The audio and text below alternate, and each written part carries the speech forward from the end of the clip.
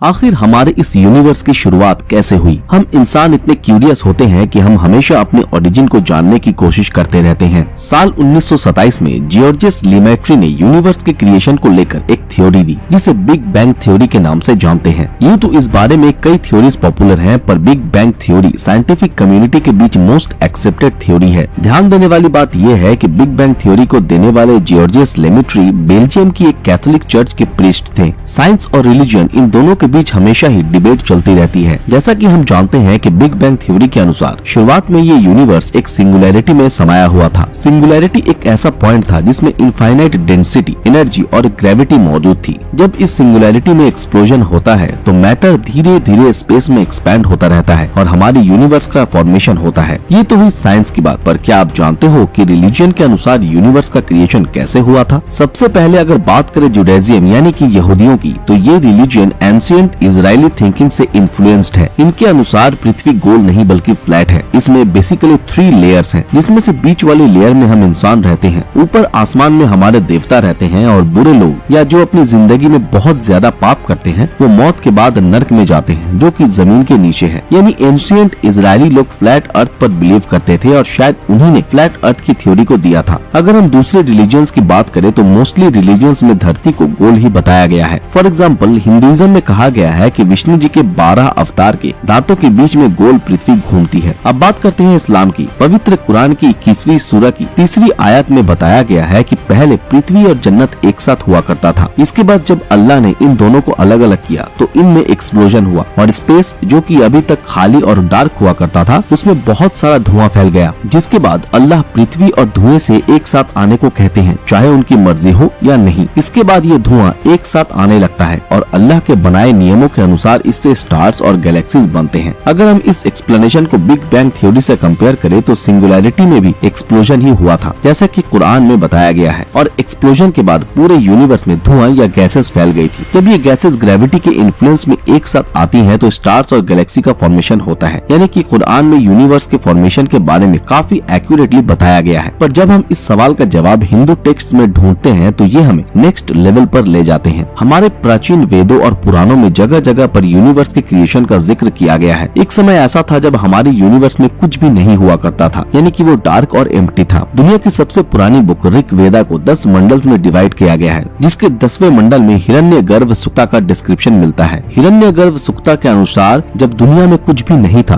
तब हिरण्यगर्भ एग्जिस्ट करता था। इसके अंदर ही सारे जीव, सारी शक्तियाँ, देवी देवता और ब्रह्मांड की हर चीज समाई हुई थी। ऋग वेदा के 10वें मंडल में हिरण्यगर्भ को ही भगवान का दर्जा दिया गया है। ये इतना चमकदार हुआ करता था कि करोड़ों सन्स मिलकर भी इसकी ब्राइटनेस को मैच नहीं कर सकते थे। अगर हम रियल वर्ल्ड में ऐसी किसी चीज के बारे में इमेजिन करें तो ये कैरेक्टरिस्टिक्स एक ही चीज में हो सकती है, और वो थी सिंगुलैरिटी, जिससे यूनिवर्स की शुरुआत हुई थी। हिरण्यगर्भ की तरह सिंगुलैरिटी में भी सब कुछ समाया हुआ था और इसलिए उनकी डेंसिटी इनफाइनाइट मानी गई है। इसके अलावा इनफाइनाइट पावर और एनर्जी के कारण इसकी ब्राइटनेस बहुत ज्यादा थी। इन शॉर्ट ऋग वेदा में बताया गया हिरण्यगर्भ रियलिटी में सिंगुलैरिटी ही था। अंगिरस नाम के एक ऋषि को कोट करते हुए ऋग वेदा में बताया गया है कि हिरण्यगर्भ के अंदर 2 फोर्सेस एग्जिस्ट करती थी, इंद्र और वृत्रा। ये दोनों फोर्सेस आपस में बैटल करती हैं और इंद्र, जो कि हिरण्यगर्भ को बाहर की ओर खींच रहे थे, वो जीत जाते हैं। इससे एक बहुत बड़ा एक्सप्लोजन होता है जिसे ब्रह्मांड विस्फोट कहा गया है, और ये ब्रह्मांड विस्फोट वही है जिसे आज हम बिग बैंग के नाम से जानते हैं। अगर आप गौर से देखो तो यहाँ इंद्र एक्सपांशन ऑफ यूनिवर्स को रिप्रेजेंट कर रहे हैं और वृत्र ग्रेविटी को। जब एक्सपांशन ने ग्रेविटी को ओवर पावर किया तो एक एक्सप्लोजन हुआ और मैटर यानी कि सिंगुलैरिटी या हिरण्यगर्भ के अंदर मौजूद सारी चीजें बाहर आकर स्पेस में फैल गई। इसके बाद इन्होंने ब्रह्मांड की संरचना की और तारों और पृथ्वी को बनाया। दोस्तों, एंशिएंट हिंदू टेक्स्ट में यूनिवर्स की फॉर्मेशन को अनबिलीवेबल एक्यूरेसी के साथ बताया गया है। जिस थ्योरी को साइंस 100 साल पहले ही दे पाया है वो हजारों साल पहले लिखे ऋग वेदा में मेंशन्ड है। यही कारण है कि एक बार अमेरिका के महान फिजिसिस्ट कार्ल सेगन ने हिंदू कॉस्मोलॉजी को सबसे बेस्ट और एक्यूरेट बताया था। यू मे नॉट बिलीव, हमारे एंशिएंट टेक्स्ट में लिखी जिन बातों को आज हम अंधविश्वास कहते हैं, वेस्टर्न कल्चर आज उन्हीं बुक्स को आधार बनाकर नई नई डिस्कवरीज कर रहे हैं, और ये सारी नॉलेज हमारे प्राचीन ऋषि मुनि पहले ही हमको देकर जा चुके हैं। ऋग वेदा में सिर्फ यूनिवर्स के क्रिएशन को ही नहीं बल्कि इसके डिस्ट्रक्शन या एंड को भी एक्सप्लेन किया गया है। इसे रेस्पिरेशन की प्रोसेस से कंपेयर किया गया है। जिस तरह हमारा लंग्स सांस लेते समय फूल जाता है और सांस छोड़ते समय सिकुड़ जाता है, ठीक उसी तरह हमारा यूनिवर्स भी पहले एक्सपांड करता है और फिर इसमें कॉन्ट्रैक्शन होता है। यानी एक समय के बाद एक्सपांशन ऑफ यूनिवर्स रुक जाएगा और कॉन्ट्रैक्शन शुरू हो जाएगा। अल्टीमेटली यूनिवर्स एक बार फिर से हिरण्यगर्भ के अंदर ही समा जाने वाला है। ऋग्वेदा में बताई इस थ्योरी को मॉडर्न साइंटिस्ट भी बता चुके हैं और इसका नाम बिग क्रंच थ्योरी रखा गया है। इन सभी बातों से ये क्लियर हो जाता है कि साइंस और रिलीजन अलग अलग नहीं है, बल्कि इनके बीच इनफाइनाइट लिंक्स एग्जिस्ट करती हैं। दूसरे शब्दों में कहूँ तो साइंस आज जिन चीजों को डिस्कवर कर रही है वो रिलीजन में ऑलरेडी एनक्रिप्टेड है। दोस्तों वैसे आप इस बारे में क्या सोचते हैं, हमें कमेंट में जरूर बताएं। अगर ये वीडियो आप लोगों को पसंद आया तो इस वीडियो को लाइक और ज्यादा से ज्यादा शेयर जरूर करें। अगर आप हमारे इस चैनल पर नए हैं तो हमारे चैनल को सब्सक्राइब करके बेल आइकन ऑन कर दें। तो फिर मिलते हैं आपके साथ अगले वीडियो में, तब तक के लिए